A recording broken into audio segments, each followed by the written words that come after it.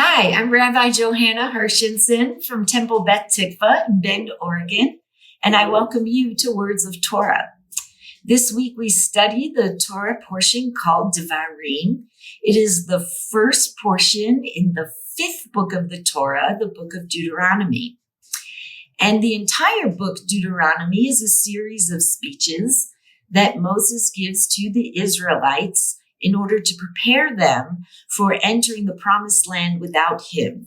Remember, Moses has suffered the capacity to control his own temper.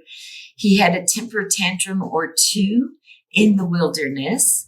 And the second one, the consequence of his second temper tantrum is that he will not be permitted to enter the promised land.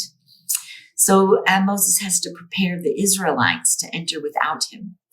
And in this first speech of preparation, Moses does not recount the highlights, the most powerful and profound moments of his journey with the Israelites from Egypt into the promised land, but rather he begins this series of speeches, in fact, with his own personal greatest challenge.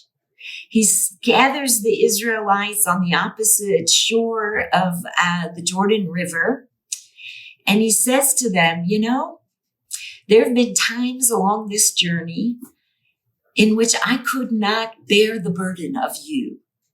You're stiff-necked, you're stubborn complaining, your fear of giving over to the elements, your sense of scarcity that came out of that fear. And here we are wandering a free people, and yet you're complaining about water. You're complaining about manna, like it's not as good and tasty and satisfying as the leeks and the melons and the fish in Egypt. And in fact, all you wanted was to get out of Egypt. Moses begins preparing the people for entry into the promised land by being vulnerable and telling them how hard it's been for him to be their leader. The rabbis of Lithuania, who founded what we call the Musar movement, a movement among rabbis to suggest that the study of Torah shouldn't simply be a transaction where we acquire wisdom and check it away in our brains, but rather the study of Torah should make our quality of life better, should influence our experience.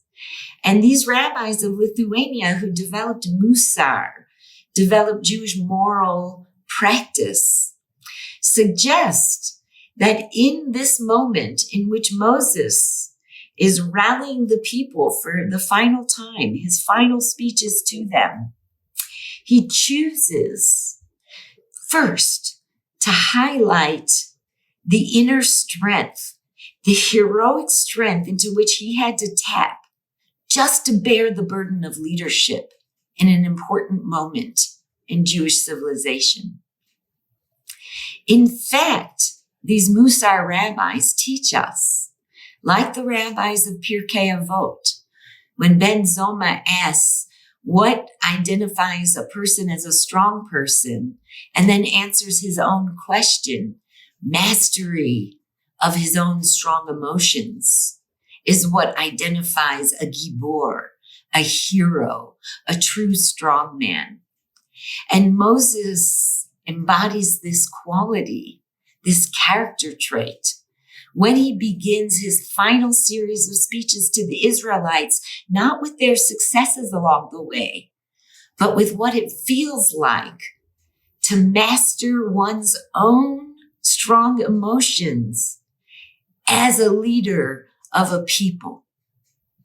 Givurah, strength, isn't our ability to intimidate and get people to follow through fear, but rather Givurah, heroic strength, is when we, in a position of leadership, whether over all the Israelites, whether over our small community in Central Oregon, whether with regard to our family, in our household, or in regard to all the craziness, all the voices we hear in our own heads. Heroic strength is not an external conquering, but rather an internal conquering, a mastery of our own strong emotions, so that we can lead ourselves, our family, our community, our people in a direction that is best for our development moving forward. With these intense words, I wish you a week of curiosity, of reflection, of some good quality work and sense of having produced something or solved something.